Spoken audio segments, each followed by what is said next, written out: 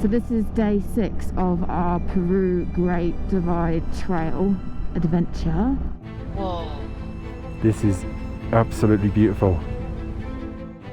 This is way up there, Hayley. This is some of the best riding we've done on this trip. This is out of this world. This is a real adventure ride. Look at this view. This is... wow. This is one of those top amazing places that you'll ever see, I think. What are you meant to say when you come over the top of this high pass? This is like a dream.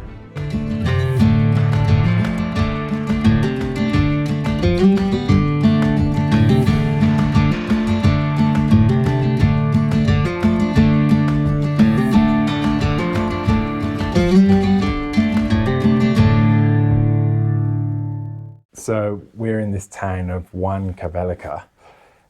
We rode in here yesterday. We came to get some money and we came to get some food as a little bit of a restock. With the ATMs, you can only take one transaction per day. So that's why we decided to stay here. We took a transaction out each yesterday and we've done the same this morning. Hayley's popped to the bank and sorted all that out. She's just behind me working on the laptop.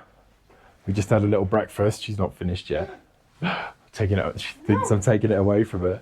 We just had some granola and had it with some banana and some chocolate milk. That was Hayley's choice, the chocolate milk. But she likes that, keeps her happy. Yeah, restocking with food. We need to do it. We've been suffering, if you've seen previously, quite a lot for the last few weeks, even a couple of months, with stomach issues and whatever, and being a little bit worn out from bad food. So we've come here, we've got a load of good food. I'll just show you now. So I'm just lining all this up, ready to put it on the bikes. We managed to get bits like olives, nuts, fruit mixes, and then these are pretty cool. Found these at a market. It's all chopped up carrots, peas, we've got beans, broccoli, yeah, tuna, bread, milk, the usual stuff. But yeah, trying to keep on top of our diet and our nutrition a little bit, because it makes a massive difference. Like, we're quite worn out a lot of the time, and if you're eating bad food and getting ill, you're just wiped out, and your attitude towards it all just goes downhill. Everything becomes hard work. So yeah, we're doing our best, keep on top of the good food, carry a little bit of that with us. Yeah, it's good. But yeah, today, now we're restocked, we're going to get back on that dividing trail, get into the mountains and get some good riding done again. Oh, here he is. It was nice of him to let us bring the bikes in here. I know. All right, let's ride back through reception with people sitting in there. I know, we've got an audience this time, which makes me a little bit more nervous. I just want to make sure I don't catch this glass door. Gracias, señor.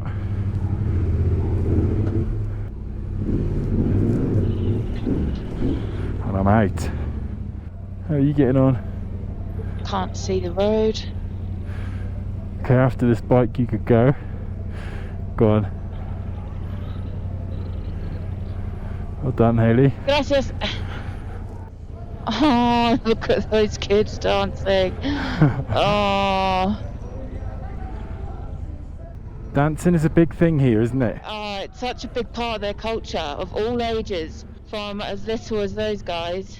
A lot of young adults as well, which is really nice to see. Like teenagers and like people in their 20s. But also older, like the older generations. We're just coming to the outside of this town and we're going to jump back on our purple line. I think we're going to go fairly high today. I was looking at the contours on the map this morning when I was checking the route out, and it looks like we're going to go 4,500 meters, maybe even above that. But you know that when you're going to be getting to that altitude, There's only one way to get there, and that's doing loads of switchbacks back and forth up the mountains. So this is day 6 of our Peru Great Divide Trail adventure. This track is about 1600 k's from top to bottom, and we've just left the town now. We've done 720 in 5 days, averaging, I think that's just under 150 k's a day. So it's pretty slow going, but it's been incredible, absolutely incredible. So we're not even halfway yet, so I think we've got a good few more days on the Great Divide Trail to come. It really depends on what these roads are like. They haven't been terrible. Like the one we're on now is pretty good in comparison, but it's a lot of the times it's these bends which you're having obviously to slow down, and you're never really picking up more than like 30-40 k's an hour.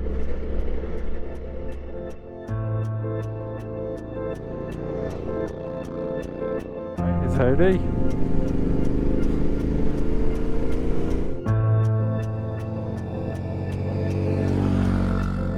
Bikers, hello.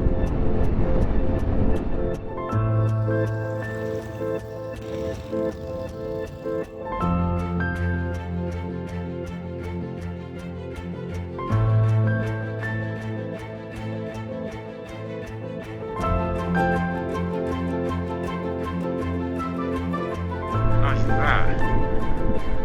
Beautiful.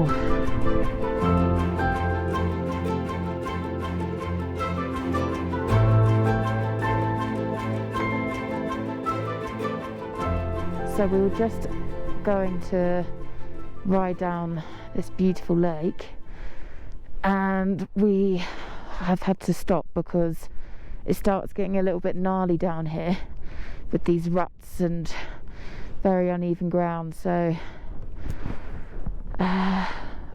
we are now going to attempt to turn it around, which is easier said than done for me. So what I'm going to do is take the bike to the end and turn it around there, and I'd probably suggest doing the same if I was you. Watch, just sit it in the rut. Yep. And just paddle your feet all the way down. Oh, you got a very big rock there. Oh. Yeah, just paddle. I suppose the benefit of this technique is that your feet are always going to be able... Your feet are higher up, see? So you've got a good standing.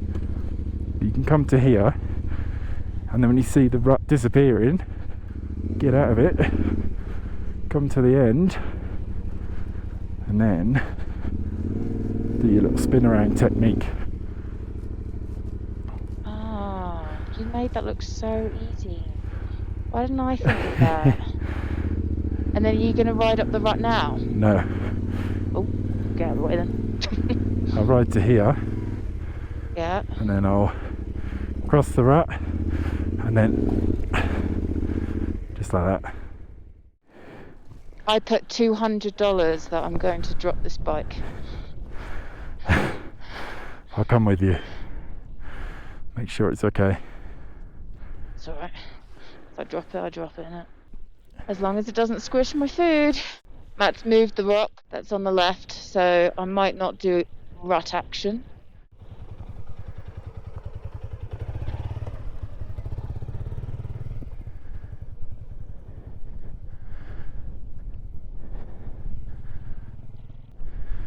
That's it. That's it. Just keep coming back now. Go on, you got about 3 meters you can come back. Yeah. Come back with a little bit right hand down. Keep going until you're at the back of the mound. Go on. Now you can go. Commit all the way, go.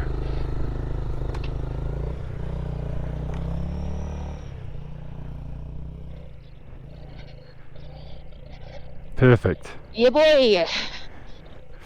No stress for you.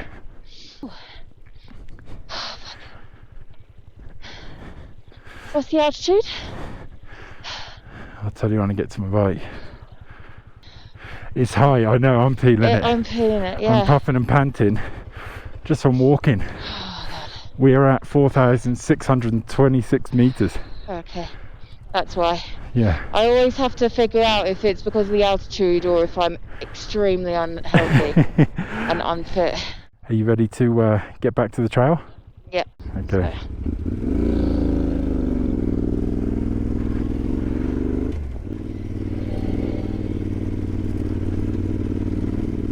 What a place this is. I know.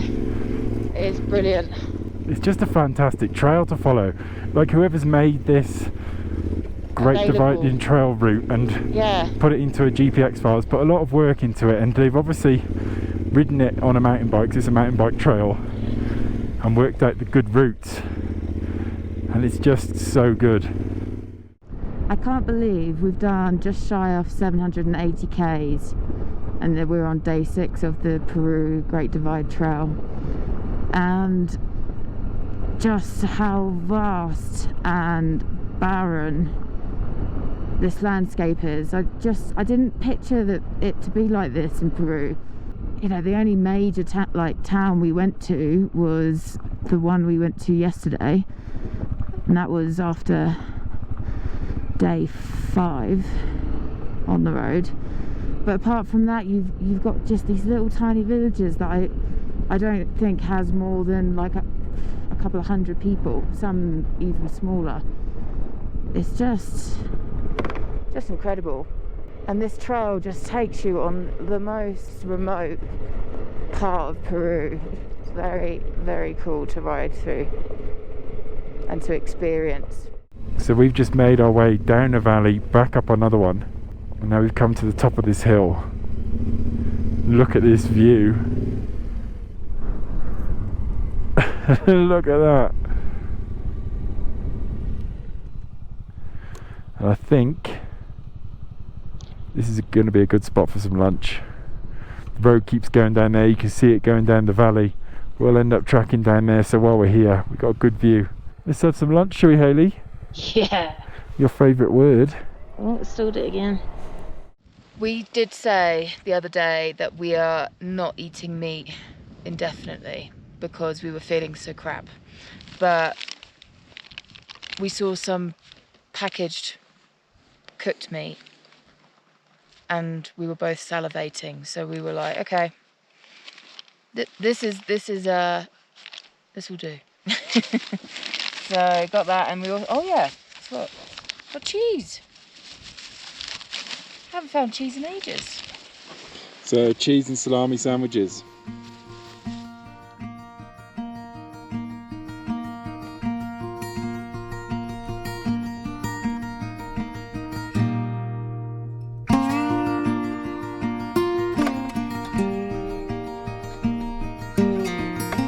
So Matt and I had a little look at the map. It's getting to that time where we need to consider where we're staying, and it's just bloody typical. It seems to be like a running theme since we've been on this trail. When we ride during the day, we're at like 3,300 meters high to about, well, under 4,000. It's perfect temperature, it's perfect sort of conditions to camp. But then when it gets to that point in, you know, when we're trying to find somewhere to stay, we're up like 4,000 meters plus, and we've gone up the mountain, which by then it's kind of like, well, we know how cold it gets at 4,000 plus meters. It was -9 last time we did that, and by then you're like, well, I don't really want to camp in that sort of temperature again. And so we end up getting a hospedaje, and then it's like the same pattern again, where during the day we then go back down, and then by the time we're looking for places to sleep, we're back up in the mountains again. It's just, yeah, it's typical. It's a shame because I really, really want to camp. I love camping. Matt is steamed ahead. I've got to catch up.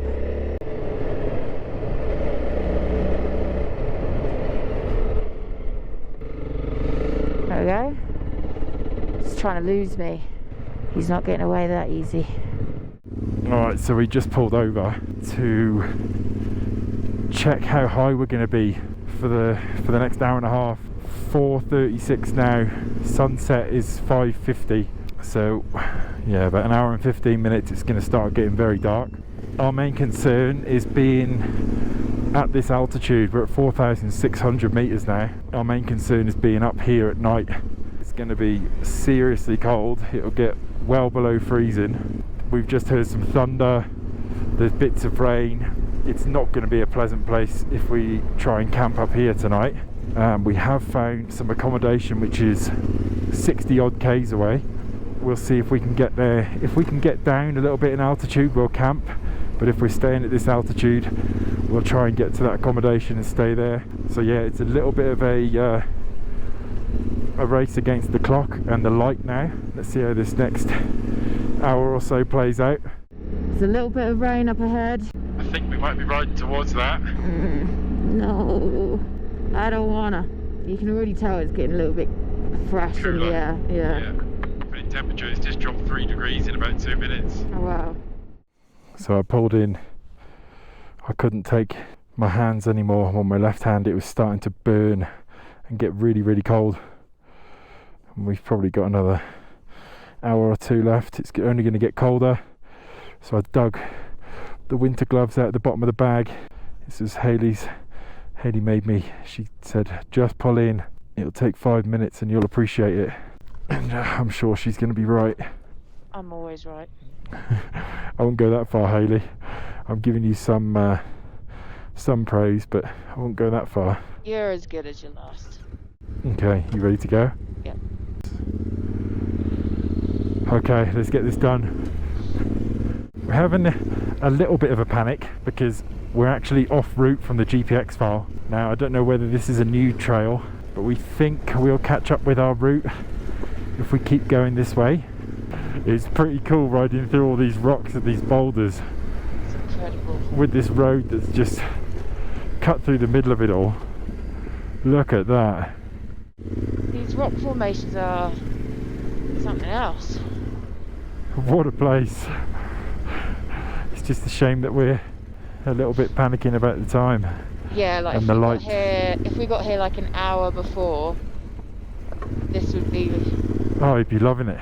Yeah. Unfortunately, there's a guy here. We've reached a mine on this trail. Let's see what this guy says. Hola. Yo no hablas español. ¿Hablas inglés? No. No. Yeah, bien. Solamente quisiera sus datos nada más, su nombre y su DNI. Oh, sí. This town. La Ros. La Ros. Sí, tienes que seguirme. Sí. ¿Cuántas horas? A ver, creo que por acá hay un pueblo que es Langaico, pero después ya no conozco. ¿Una hora? Ajá, creo ¿Sí? que sí. No sé, porque nosotros paramos acá nomás, no continuamos. Ah, ok. Pero por acá no hay mucha señal tampoco. Okay. Sus nombres. Sí. Ajá. ¿Hacia dónde van? ¿Hacia dónde van? ¿Dónde? Ajá. Here. La Ros. Eso sería todo. ¿Está bien? Sí. Gracias. Muchas gracias. Dale. Gracias. That is a result. I thought we were going to have to turn around and backtrack a lot then, and when we were already pushed for time, that was not the ideal situation. Gracias. Gracias, ciao.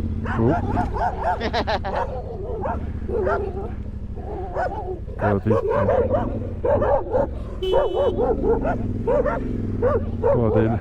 they look a little bit savage, these dogs do.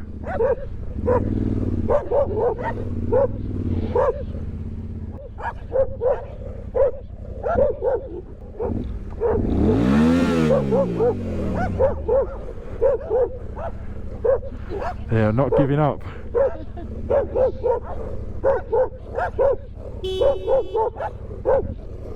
Now, what do these signs say? Should we just go right?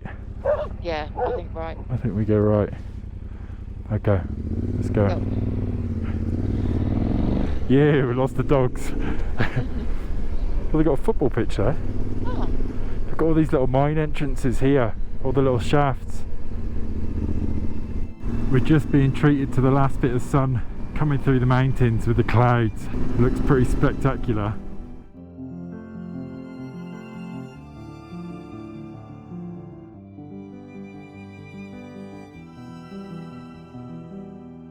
Whoa. This is quite a cool pass. Incredible. Look at the way the sun is catching on the rock there as it's setting. We're at 4,801 meters and we're just going to rise a little bit more as we pass over the top there. This is absolutely beautiful. Let's do it.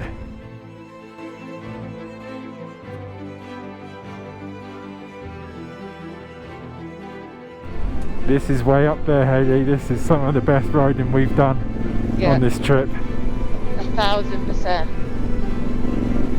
This is out of this world. This is a real adventure ride.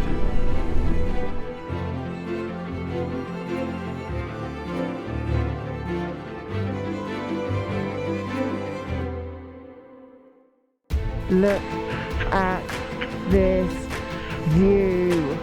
This is... wow. What a time to be here as well with all the colours in the sky. This is amazing. And it's just mountains as far as you can see.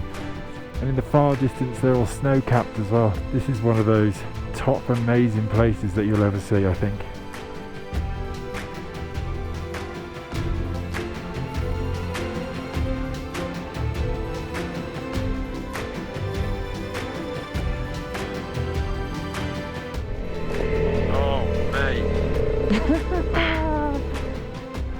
What are you meant to say when you come over the top of this high pass? 4,982 meters altitude, and then you've got this. The sun's just disappeared over the back. You've got the oranges in the sky. This is like a dream.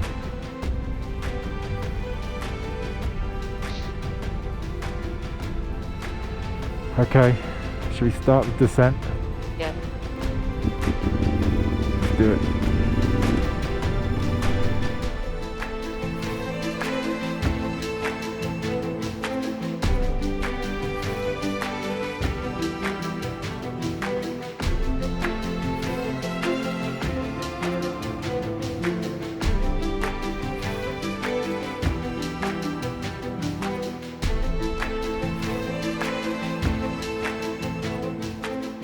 Okay, the last 21 Ks. I think we're going to lose this light in the next 5 minutes. We're going to have a bit of riding to do in the dark. It's not ideal. Just keep chasing that sunset. It's pretty dark now. You can only really, all you can make out is the silhouette of these gorgeous, gorgeous mountains and whatever's in front of you as far as the headlight can go. What I do know is that I think it's quite a big drop off on the left, which isn't so fun when you're doing this in the dark. Okay. I can see the town. I can see the town, yeah, that's what I was going to say. We're just getting these last few Ks done in the dark, and the hope of lights from the town just keep us going for the last bit. We've come down quite a lot now. We're at 3,800 meters, so we've just descended 1,000 meters pretty much, well, in dusk and then in the dark, getting it done. Oh, we've just found this hospitage. It says it's a tourist hospitage. I went to knock on the door and a lady came over from across the street, let us in straight away. No messing around. Oh, this is just what we want. Oh, lovely. Using my monster knife. What are you eating? I am eating. Hayley made us those sausages, those chorizo sausages you bought in the last town. and then beans, broccoli, carrots, and some pasta. And it is fantastic. Absolutely. So in the hostel that we're staying in, we were able to use the kitchen. The lady kindly let us use it. So we're able to cook up a really nice, good meal with all the food that we brought from the last town. The sausages, whilst they are incinerated, they are delicious. And then the usual other bits like veggies and pasta. So very good. Nice hearty meal after a long day on the road. I'm very happy with this.